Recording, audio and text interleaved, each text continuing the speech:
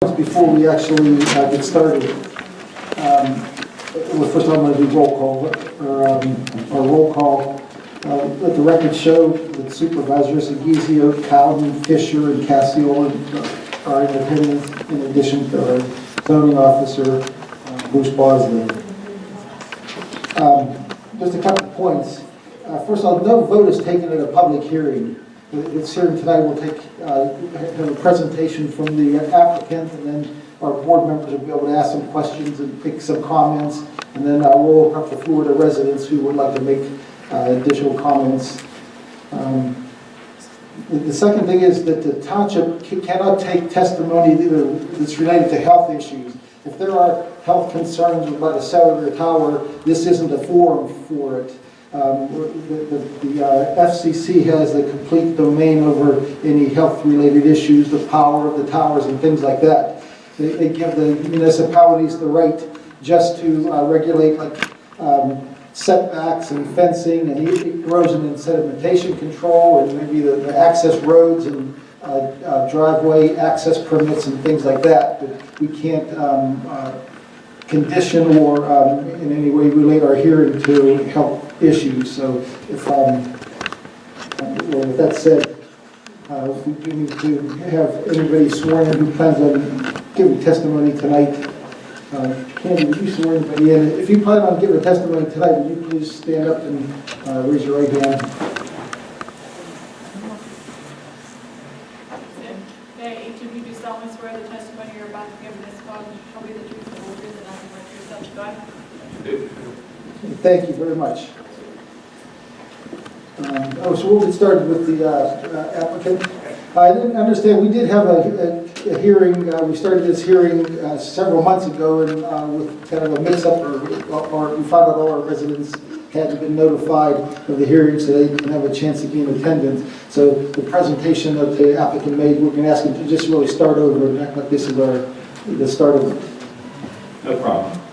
And to the extent that there was any failure of notice, we just complied with what we believe to be the applicable maps, and there was never any intent to not notify those residents in Cecil Township, and it's since been cured, and we've had conversations with Mr. Bosley as it relates to that.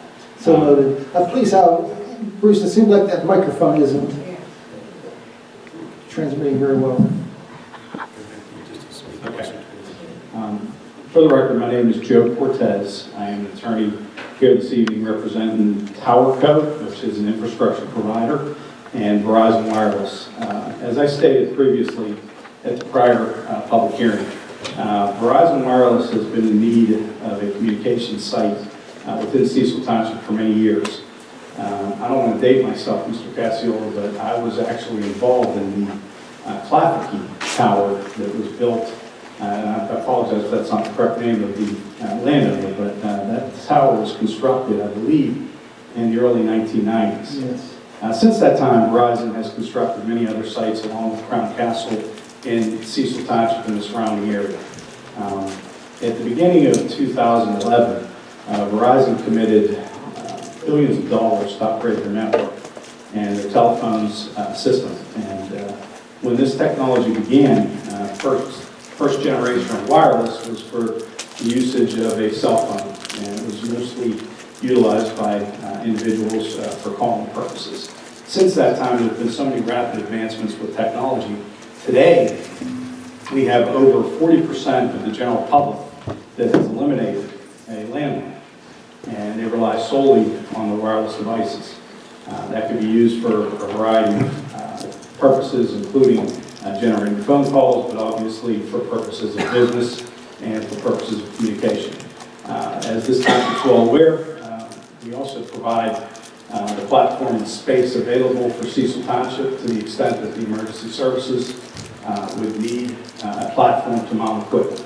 That equipment, as we noted in the prior hearing, has been made available, and information has been supplied to the township with respect to having space available.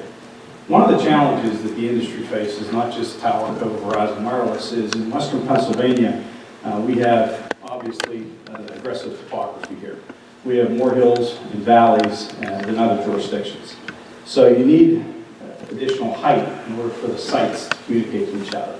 The purpose of this site is to fill a gap within Cecil Township to provide for those users on the system to generate a call to provide the service to connect to the other sites. So I'm not an engineer. We do have an engineer tonight to the extent that you would have specific questions about the need for this site and the reasons behind it. And we have supplied exhibits within our narrative to get into great detail as it relates to how this site works in conjunction with the other surrounding sites in the general area, not just Cecil Township, but the surrounding area. This site's an important site for all of Washington County, not just necessarily Cecil Township. The use is a permitted use. I think that's important for everybody to realize. The ordinance permits this use as a conditional use, but what a conditional use is, pursuant to the municipality's planning code, is it's permitted use, provided that the applicant can satisfy the criteria.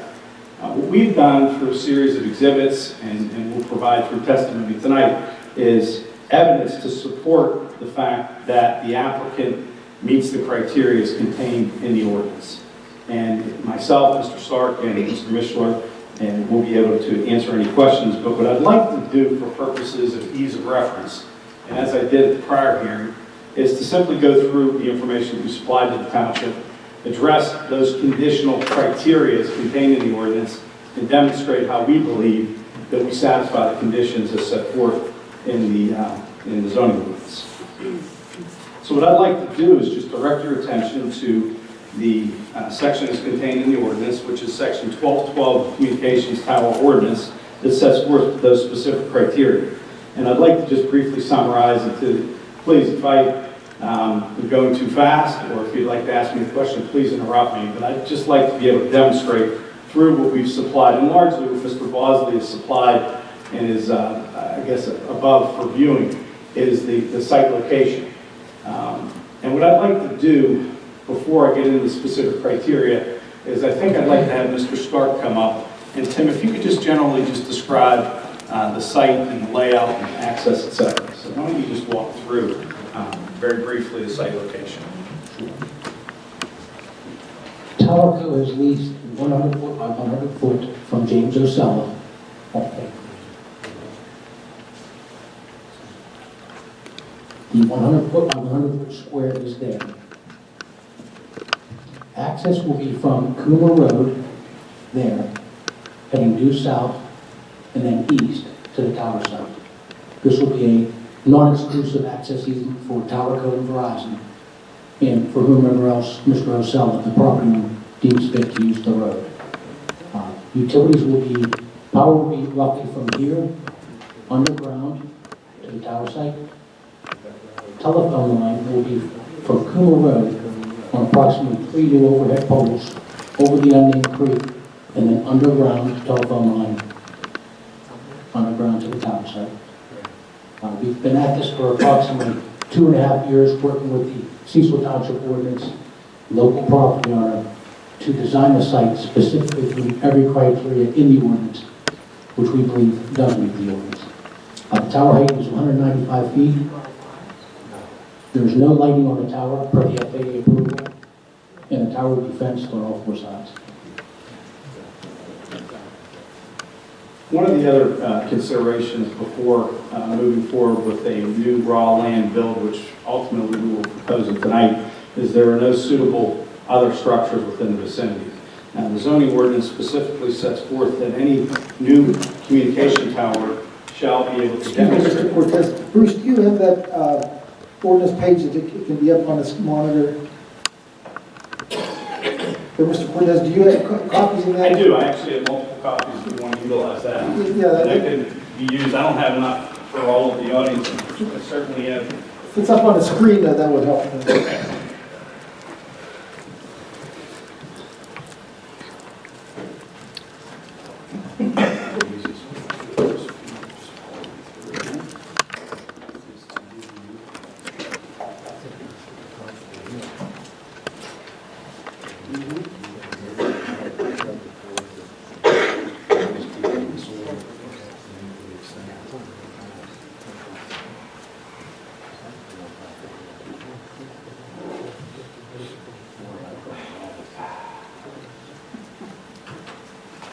Do you have extra copies? I do, but not enough for everybody. I'm sorry. I have multiple copies, but I came from my office alone, and I have a few. I have to get a few out. Zoom it over to Sure. Larry.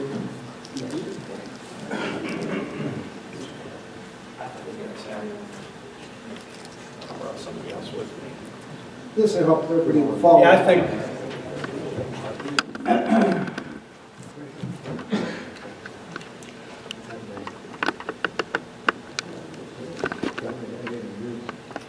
Okay, for purposes of addressing the specific criteria, the first item in subsection B requires that the applicant demonstrate that there are no other suitable structures within 1/4 mile radius of the proposed site off Cumer Road. We have provided a map of that area that was provided by our radio frequency engineer that demonstrate that there's nothing within a mile, let alone 1/4 mile. There really aren't any tall structures. I referenced the other site that at the time was developed, Bank Mobile, which is now owned by Crown Castle. There's another tower in the area, but that's well beyond the 1/4 mile radius as set forth, which is required. And I think it's important to note that before Verizon Wireless would partner with an infrastructure provider like TowerCo, they would first seek to utilize tall structures, whether that be a communication tower, a utility pole, some height, water towers, water tanks. Those are natural platforms from which Verizon naturally looks first before they construct a site. It's obviously more costly to build a new site rather than to co-locate on existing tall structures. As you can see throughout western Pennsylvania, you have rooftops that have antennas mounted to them. In Cecil Township, we just simply don't have the topography to lend itself to those co-location opportunities. So we would submit, based on the evidence that we supplied in our narrative, that there are simply no tall structures within 1/4 mile. The next item, subsection C, requires that, I'm sorry, my eyes aren't what they used to be. I'll be taking my glasses on and on.